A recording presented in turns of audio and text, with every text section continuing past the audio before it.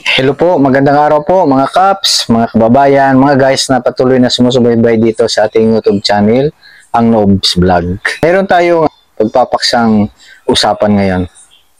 Ito po yung tungkol sa ginagawang kaisahan ng mga iglesia ni Cristo sa tuwing sasapit ang halalan dito sa ating bansa. So di nalilingid sa atin na nalalapit na ang halalan para sa pagkasenador. Ito ay sa darating na Mayo. At sa ganitong mga pagkakataon ay inaasahang muli ng mga politiko ang suporta ng mga kaanib sa Iglesia ni Cristo. Sapagkat nasanay nga, nasasanay na sila na kaming mga kapatid sa Iglesia ni Cristo ay nagkakaisa sa pagboto. So mga kababayan, alam po ba ninyo na ang pagsapit ng ganitong halalan o sa tuwing darating ang ganitong halalan ay isa itong napakalaking pagsubok, hamon sa mga kapatid sa Iglesia ni Cristo. So bakit natin nasabing pagsubok ito sa mga Iglesia ni Cristo? Una sa lahat, bawat individual ay merong kanya-kanyang sariling gustong tao o gustong kandidato, na napupusuan niya na gusto niyang ihalal. So ito, maaring mga kamag-anak natin, yung iba, mga kaibigan, o masasabi natin mga malapit na tao sa atin, o mga taong may ginawang mabuti sa atin, at ganoon din mga taong pinagkautangan natin ng loob at iba't iba pang dahilan. Kaya nasabi namin ito ay pagsubok sa amin, ng mga kaanib sa Iglesia ni Cristo, sapagkat kapag dumarating ang ganitong halalan ay mayroon po kaming pinagkakaisahan na yun po ay pinasiyahan ng tagapamahalang pangkalahatan. Kaya ito po malaking hamon sa pananampalataya ng bawat isa sa amin.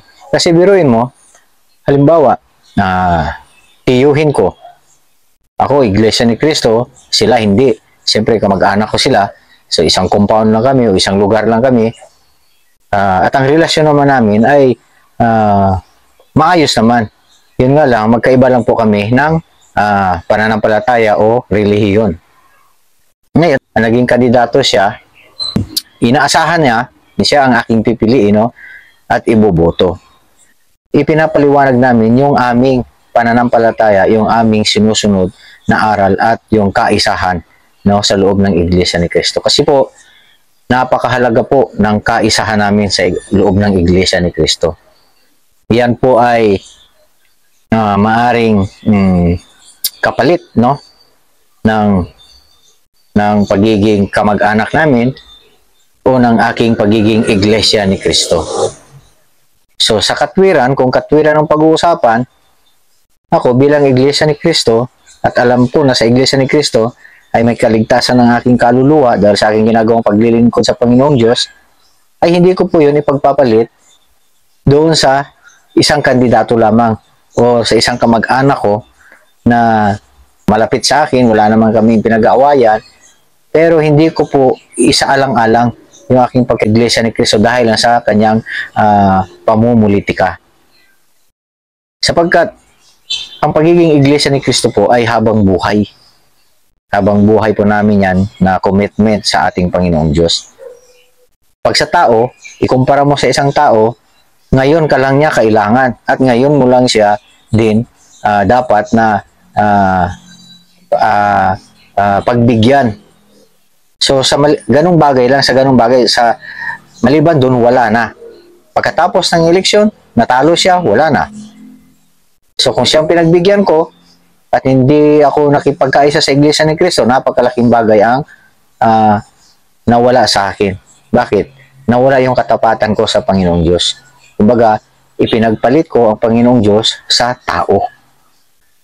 So, isa po sa batayan ng mga Iglesia ni Cristo, naming mga Iglesia ni Cristo, sa pagboto, ay yung aral ng ating Panginoong Diyos na nakasulat sa banal na kasulatan. Na kung meron po kayong mga Bible dyan, meron akong isisitas lang na isang talata lang na babasahin ko na ito po yung aming pinakabatayan sa pagpapasya, no, sa pagboto.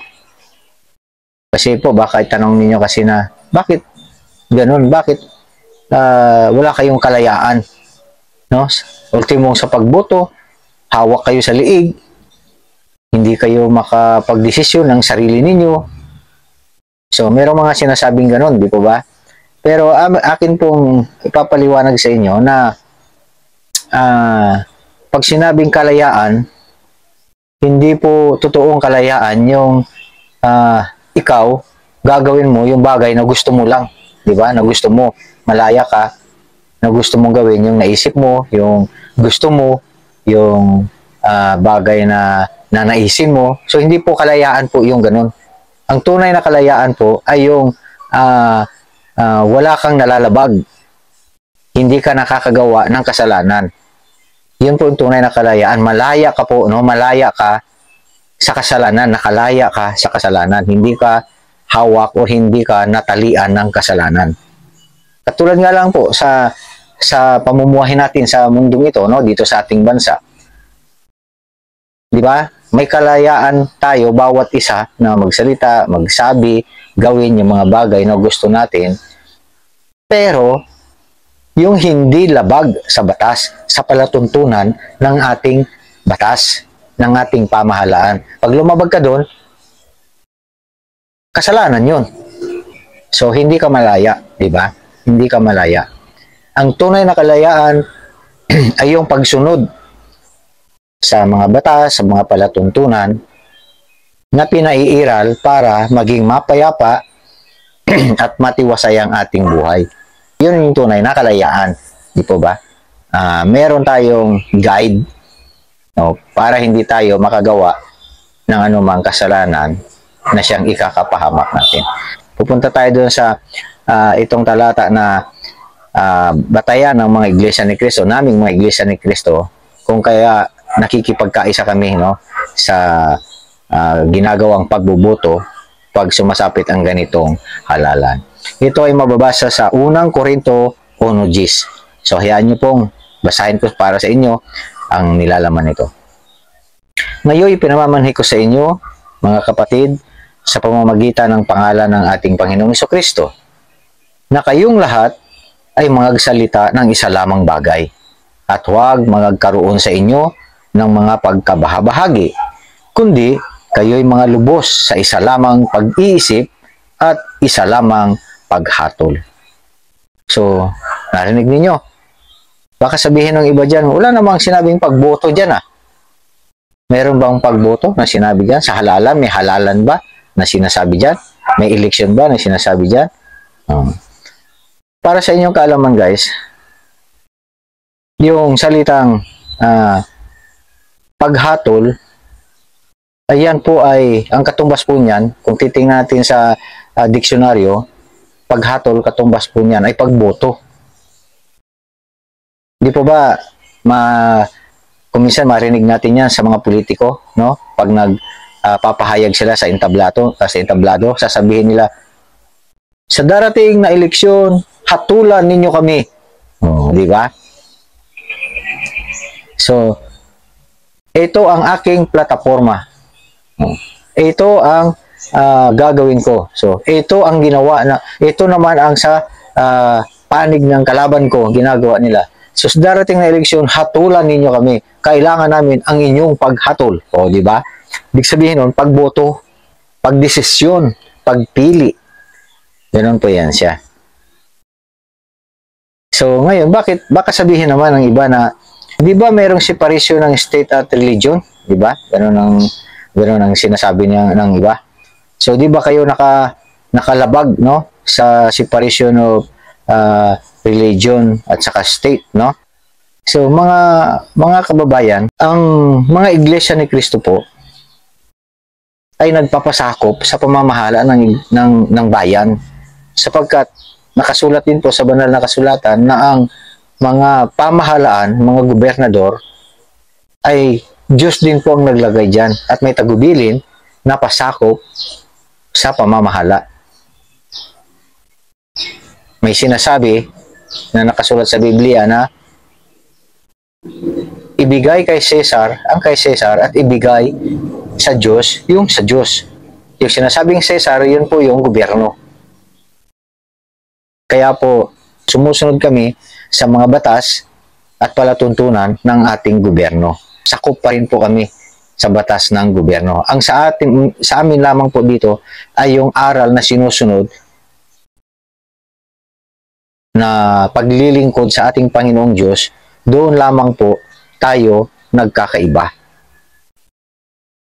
So sana po maliwanag po sa inyo yung mga bagay niya. Sa susunod na mga pagkakataon po ay tatalakayan ko rin sa inyo ang iba pang ang karugtong or follow-up sa bagay na ito. Dito ay pinahayag ko lang sa kaunting oras yung mga katanungan ng marami tungkol sa kalagayan, sitwasyon,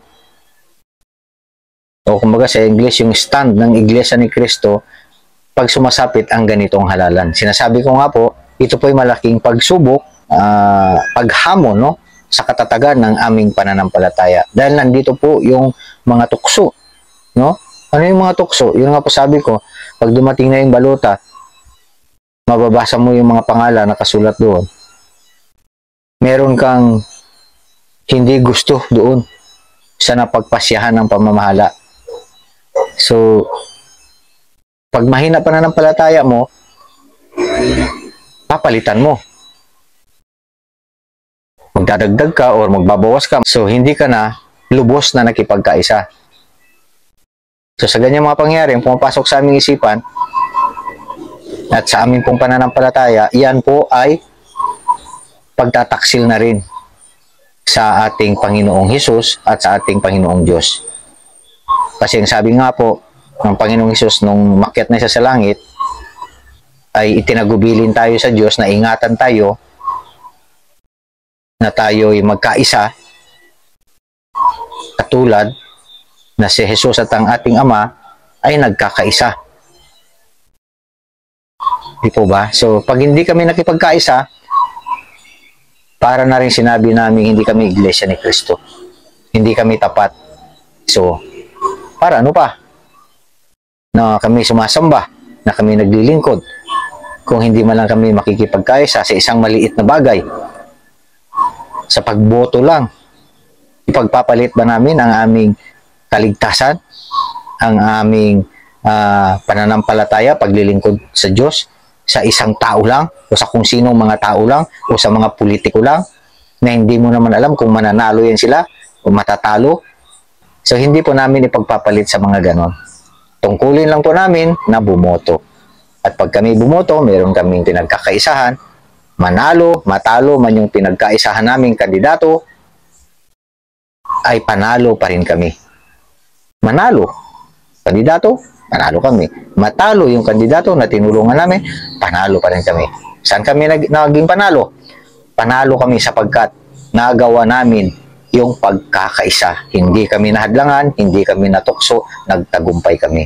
Kumbaga, naipakita namin sa pamamahala ng Iglesia ni Cristo at higit sa lahat sa ating Panginoong Diyos at sa ating Panginoong Hesukristo na natupad namin, nasunod namin ang mga utos. Na yun naman ay para sa ikababanal namin at higit sa lahat para sa ikapagtatamo namin ng buhay na walang hanggan. Kaya sa amin, kung ano po ang ipinasya ng tagapamahalang pangkalahatan, kung sino ang mga iboboto mula mayor, gobernador, congressman hanggang sa senado, yun po ang aming susundin. Susundin ng buong puso. Papasakop sa pasya ng pamamahala. At kung wala doon sa pinagpasihan o sa napili, yung mga kamag-anak namin, mga kaibigan namin, mga kakilala namin, mga malapit sa amin, pasensya na po. Yun po ang aming patakaran at yun po ang aming sinusunod. Sana po inyo po naunawaan kami sa mga bagay na ganito. Okay, so yun naman po. Maraming salamat po sa inyong pakikinig. Huwag kalimutang i-like, subscribe ang channel ko, Nobs Vlogs, para mabuhay naman yung channel ko, di ba? Okay, so shout out po sa lahat ng mga kapatid, no, sa iba't ibang panig ng mundo. So ingat po tayong lahat, manatili tayo sa ating matibay na pananampalataya at pagsamba sa ating Panginoong Diyos.